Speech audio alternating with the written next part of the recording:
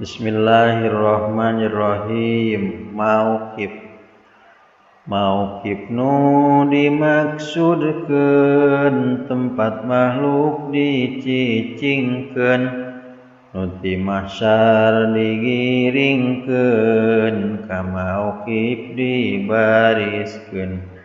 Aya anu tutumpakan, aya anu kepat jalan, aya anu ngorondangan, aya anu jujungkiran.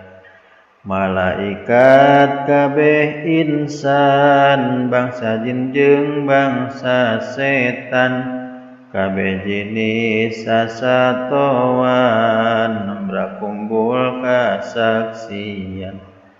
Bangsa jin jeung bangsa insan, nu kusyara ditaklifan, anu bakal kapastian dibagi buku catetan.